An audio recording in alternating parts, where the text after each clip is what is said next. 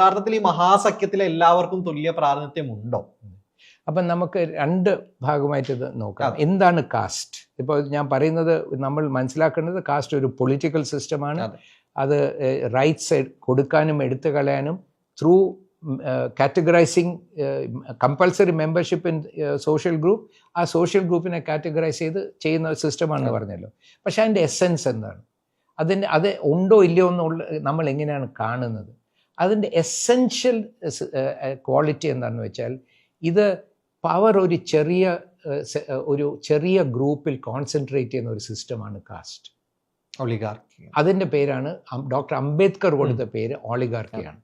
Doctor Ambedkar പറഞ്ഞു British പോയി കഴിഞ്ഞാൽ ഇന്ത്യ ഭരിക്കാൻ പോകും. 1930 പ്രവചിച്ചതാണ്, കറക്റ്റായിട്ട് പ്രവചിച്ചതാണ്. ഇന്ത്യ ഭരിക്കാൻ പോകുന്നത് ഒരു ഓളിഗാർക്കിയാണ്. ഓളിഗോസ് എന്ന് വെച്ചാൽ കുറച്ച് ആൾക്കാർ, ആർക്കി എന്ന് വെച്ചാൽ പവർ, മോണോ ആർക്കി എന്ന് വെച്ചാൽ ഒരാളുടെ ഭരണം, ഓളിഗാർക്കി എന്ന് വെച്ചാൽ കുറച്ച് ആൾക്കാരുടെ ഭരണം.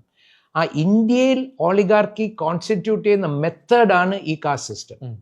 ഇന്ത്യയുടെ ഓളിഗാർക്കിയാണ് കാസ്റ്റ് സിസ്റ്റം. ആ മെത്തേഡ് എന്താണ്? ഈ പറഞ്ഞതുപോലെ ഇൻഡിവിജ്വലിനെ ഇറേസ് ചെയ്യുക, കമ്മ്യൂണിറ്റീസിൽ കമ്പൾസറി മെമ്പർഷിപ്പ് ആക്കുക, കമ്മ്യൂണിറ്റീസിനെ കാറ്റഗറൈസ് ചെയ്യുക, അതിലൂടെ ചുരുക്കം ചില കമ്മ്യൂണിറ്റീസിന് മാത്രം 1, 2, 3, 4 കാറ്റഗറൈസ് ചെയ്യുക, അതിൽ ഒരു ഓളിഗാർക്കി ആക്കുക, ആ ഓളിഗാർക്കിയിലൂടെ ഭരിക്കുക. ഇതാണ് ഇതിൻ്റെ എസെൻസ് ഓഫ് കാസ്റ്റ്. ഈ കാസ്റ്റ് ഉണ്ടോ ഇല്ലയോ എന്ന് കാണുന്നത് ഇത് ഇംപ്ലിമെൻ്റ് ചെയ്യുന്ന മെത്തഡോളജി ഉണ്ട്. ഫോർ എക്സാമ്പിൾ, ഈ ഇൻഡിവിജ്വലിനെ ഇറേസ് ചെയ്യുക, ഈ കമ്മ്യൂണിറ്റീസിനെ കാറ്റഗറൈസ് ചെയ്യുക, ഇതൊക്കെ മെത്തഡോളജിയാണ്. ആ മെത്തഡോളജി ഈ ദേശകാല അവസ്ഥ അനുസരിച്ച് ഇതൊക്കെ മാറ്റേണ്ടി വരും. വളരെ ഫ്ലെക്സിബിളാണ്, മാറ്റിക്കൊണ്ടിരിക്കുന്നു. കോൺസ്റ്റിറ്റ്യൂഷൻ ഇതിനെ ചാലഞ്ച് ചെയ്തപ്പോഴത്തേക്ക് അവർ വേറൊരു തരത്തിൽ മോർഫ് ചെയ്തു ഇതിനെ. അതിലേക്ക് ഞാൻ വരാം. പക്ഷെ ഇതിൻ്റെ എസെൻസ് എന്താണ്? കാസ്റ്റ് ഉണ്ടോ ഇല്ലയോ, ഇത് പഴയ കാലത്തെ പ്രശ്നമാണോ ഇന്നത്തെ പ്രശ്നമാണോ എന്ന് കണ്ടുപിടിക്കാൻ ഒരൊറ്റ ടെസ്റ്റേ ഉള്ളൂ. ഈ പവർ സെൻറ്റേഴ്സിൽ concentration of power in the hands of a few communities ഉണ്ടോ ഇല്ലയോ? ഉണ്ടെങ്കിൽ അതാണ് കാസ്റ്റ്. അതാണ് caste. Power is concentrated in a few communities, അതാണ് caste, essence of caste. Oligarchy ഉണ്ടോ ഇല്ലയോ, concentration of power in a few people. അപ്പോൾ അത് ഇന്ത്യയിൽ ഉണ്ടോ ഇല്ലയോ എന്നാണ്. ഇന്നില്ലെങ്കിൽ കാസ്റ്റ് ഇല്ല, ശരിയാണ്, കാസ്റ്റ് ഇല്ല. ഇന്ന് കോൺസെൻട്രേഷൻ ഓഫ് പവർ ഇല്ലെങ്കിൽ കാസ്റ്റ് ഇല്ല. പക്ഷെ ഉണ്ടോ? ഇപ്പം നമ്മൾ നോക്കുകയാണെങ്കിൽ 75 വർഷമായി കേരളത്തിൽ ഒരൊറ്റ schedule caste chief minister chief secretary ഉണ്ടായിട്ടില്ല. റിസർവേഷൻ 75 വർഷമായിട്ടുണ്ട്. 69 വർഷമായിട്ട് ഒരു ചീഫ് മിനിസ്റ്റർ കേരളത്തിൽ ഉണ്ടായിട്ടില്ല ഷെഡ്യൂൾ കാസ്റ്റിൻ്റെ, ഷെഡ്യൂൾ ട്രൈബിൻ്റെയോ. ഒരു ഈഴവനാണ് ചീഫ് സെക്രട്ടറി ആയിട്ടുള്ളത്. അല്ലാത്ത OBCയിൽ നിന്നും ഒരാൾ കൂടെ ഉണ്ട്. ഇങ്ങനെ 2-3 പേര്, ഒരൊറ്റ മലയാളി മുസ്ലിം ചീഫ് സെക്രട്ടറി ആയിട്ടില്ല. അപ്പോൾ വലിയ കോൺസെൻട്രേറ്റ്, ബാക്കി എല്ലാവരും 3 സമുദായങ്ങളിൽ നിന്നാണ് ഈ ബാക്കി എല്ലാവരും വരുന്നത്. കേരളത്തിൽ നിന്ന് സുപ്രീം കോടതിയിൽ പോയിട്ടുള്ള 18 ജഡ്ജസിൽ 14 പേര് 3 കമ്മ്യൂണിറ്റീസിനാണ്. 2 ദളിത്തും 2 മുസ്ലിംസ് ഒഴിച്ചാൽ ബാക്കി 14 പേര് 3 കമ്മ്യൂണിറ്റീസാണ്. ഇന്ന് വരെ ഒരു ഈഴവൻ സുപ്രീം കോടതി ജഡ്ജായിട്ടില്ല. അപ്പം ഞാൻ ഈ 2 എക്സാമ്പിൾസ്, കുറേ കൂടെ എക്സാമ്പിൾസ് ഞാൻ പറയാൻ വേണമെങ്കിൽ ഡിസ്കസ് ചെയ്യാം. പക്ഷേ ഇത് നോക്കിക്കഴിഞ്ഞാൽ നമ്മൾ കാണുന്നത് വലിയ തോതിലുള്ള ഒരു കോൺസെൻട്രേഷൻ ഓഫ് പവറാണ്. കേരളത്തിലും നാഷണൽ ലെവലിൽ നോക്കിയാൽ 4 കമ്മ്യൂണിറ്റീസിൻ്റെ കയ്യിലാണ് ഈ റിസോഴ്സസും പവറും എല്ലാം കോൺസെൻട്രേറ്റ്. റിയൽ പവർ, ആലങ്കാരികമായിട്ടുള്ള സാധനങ്ങളല്ല, റിയൽ പവർ കടിഞ്ഞാണ് ഇരിക്കുന്നത് ഇവരുടെ കയ്യിലാണ്. അതുള്ളപ്പോൾ അതാണ് കാസ്റ്റ്. പക്ഷെ അതിൻ്റെ മെത്തഡോളജി മാറി.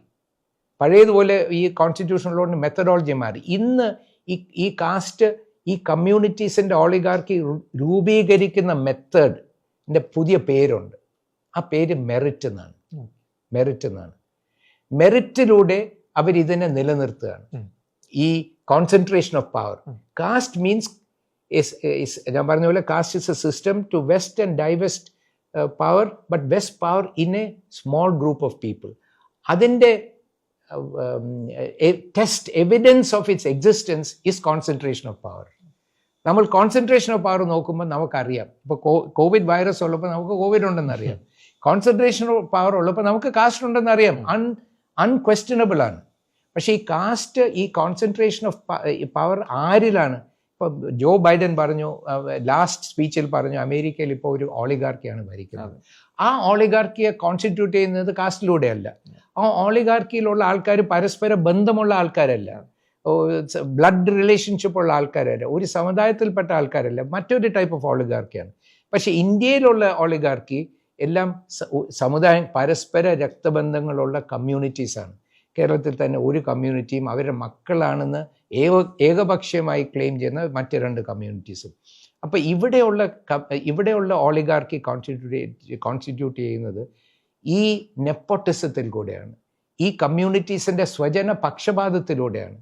അവരുടെ വിശ്വാസത്തിൽ അവർക്ക് എന്തോ സുപ്പീരിയോറിറ്റി ഉണ്ട്, അവർ മാത്രമേ ഭരിക്കാൻ പാടുള്ളൂ. അപ്പോൾ കുറച്ചുകൂടെ ഈ ഓളിഗാർക്കി ഒരു ടൈപ്പ് ഓഫ് എക്സ്റ്റൻഷൻ ഓഫ് മോണാർക്കിയാണ്. ഈ ജന്മത്തിലൂടെ ഞങ്ങളുടെ കൾച്ചറും ഞങ്ങളുടെ രക്തവും ഞങ്ങളുടെ ജീനിയോളജിയൊക്കെ ആൾക്കാർക്ക് മാത്രമേ ഭരിക്കാൻ പാടുള്ളൂ, ബാക്കി ഇവർക്കൊക്കെ ഒരു കപ്പാസിറ്റി ഇല്ല, ഒരു കഴിവില്ല, ഒരു മെറിറ്റും ഇല്ല, ഇവരൊക്കെ ഭരിച്ചാൽ ഈ രാജ്യം നശിച്ചു പോകും. അങ്ങനെ അപ്പോൾ ഇവിടെ വാസ്തവത്തിൽ ഇന്ത്യയിൽ നടക്കുന്ന oligarchy is constituted through nepotism, സ്വജന പക്ഷപാതം. അതിലൂടെയാണ് നിലനിൽക്കുന്നത്. അതാണ് കാസ്റ്റ്.